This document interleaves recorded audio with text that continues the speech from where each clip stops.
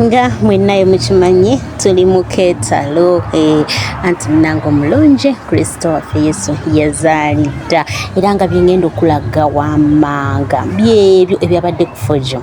Nze nabagamba bano bo beesigaliza ebintu ebimu waliwo embeera nga bo tolina nakyobagamba abaana ba Fojo bannange high five kubanga ebintu bino mubitegeera era kankulage ebyabaddeyo ku Christmas Day ku Fojo anti basaze cake ba celebrating ddala birthday ya mukama waffe Yesu Kristo. Waliwo atakimanyi nti lero lunaku mukama waffe lwe yazaalibwa, ekyo tewali atakimanyi, buli omu akimanyi naye akazaalibwa akimanyi. So mukkirize mbeere nga mbalaga byonna ekigambo ngenda kibawa byonna ebya keeke okusala obujulizi bwonna mbulina era nga mbuleeta. Kambagalize ekiro ekirungi mukama Katonda takumira mpeera abankumire mweraba.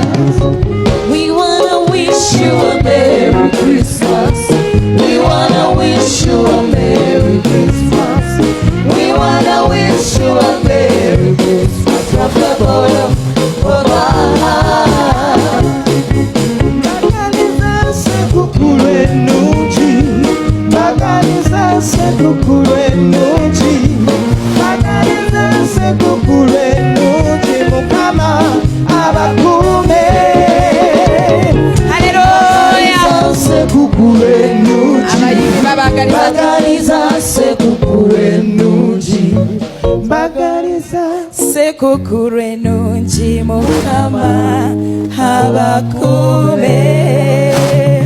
Tugenda kubala Katonda kitaffe, Katonda kitaffe, Katonda omwana n'omwoyo omutukuvu. Haleluya. Abayimbi Katonda kitaffe, Katonda omwana n'omwoyo omutukuvu.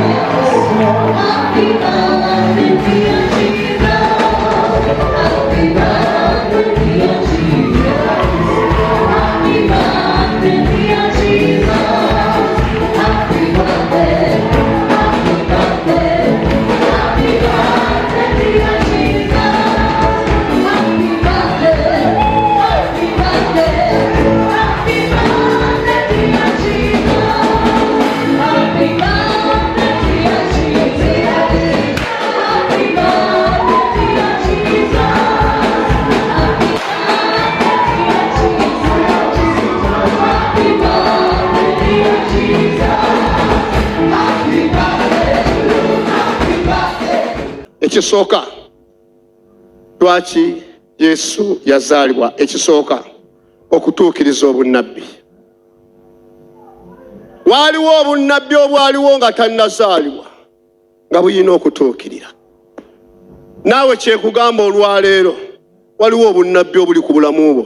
Bwe tuba tuzze ku mbaga ya Yesu, mazaalibwa go olwaleero, birthday olwaleero, naawe njagala atuukiriza obunnabbi bwo mu linnya lya Mukama.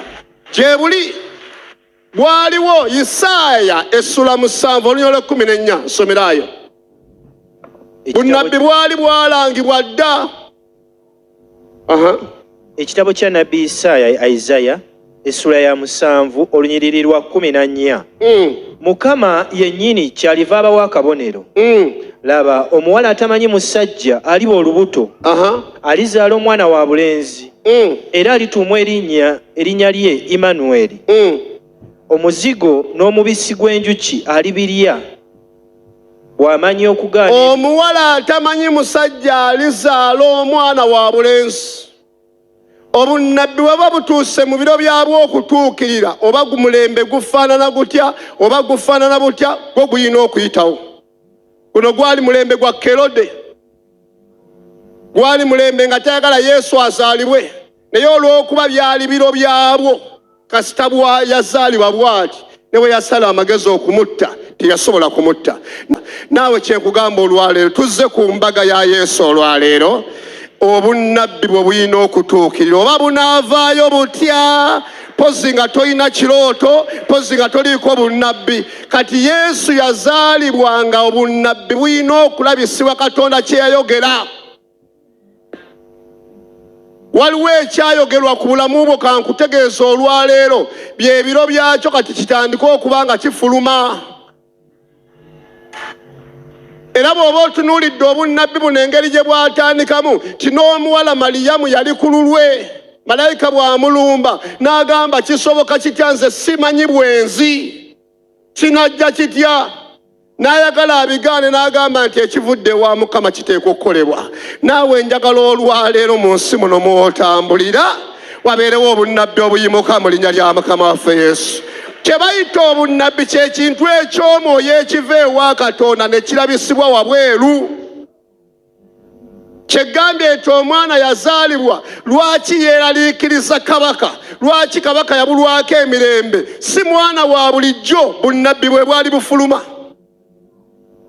Ekiri mu ggwe nga kya bwa Katonda kigenda kuzaalibwa kibeerako entalo, naye ekirungi kyakyo n'entalo ne bwe zigolokoka zitya tezisobola kuziyiza ekyo Katonda kyatandise. Kati olwaleero nga tukuza amazaalibwa ga Mukama waffe Yesu tugajjukira, njagala otegeera ekintu kimu, tiwaliwo nawe Katonda kyalina otuukiriza mu bulamu obwo. Waliwo ekirina okulabisibwa. Eggulu lyatuula ne liteesa mu bawala bonna mu nsi nga Mary alina okukola ekyo. Eggulu lisobola okuteesa lyonna ne limanya mu kika kyewammwe nga gw'olina okulabikiramu omukisa. Wadde teguliiwo gulina okuvaayo, wadde mu famire mulimu omulogo, naye Katonda kasita abanga biro bya bunnabbi, omulogo eddogo lyekwolwo terikola. Kalonde yalina abagezigezi naye tebaakola. Ogenda kuba n'omukisa. Mukyala gwe ogenda kubeera n'omukisa. Musajja gwe ogenda kubeera n'omukisa. Mpulira guno omwaka Mukama atandika Kulisimasi eno omukisa mu nnyumba yo ku bulamu bwo. Mu baana bo waliwo agenda okufubutukamu omukono gwa Mukama nga gutambulira ku bulamu bwe. Ogenda kubeera n'omukisa mu mirimu gy'emikono gyo. Ogenda kubeera n'omukisa ogw'okuwangula abalabe bo. Ogenda kubeera n'omukisa ogw'okutambula amawanga. Mukama akuwa omukisa oguliweewo enzigi z'ebyenfuna mu maaso go.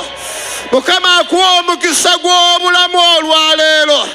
Ekyaleeta Yesu kikwateko, osanyukire mu bwakabaka bwa Katonda. Mukama akulaga abalabe bo nga bazze wansi w'ebigere ebyo. Oli wa mukisa mukyala gwe, oli wa mukisa musajja gwe, oli wa mukisa gwe n'ennyumba yo, oli wa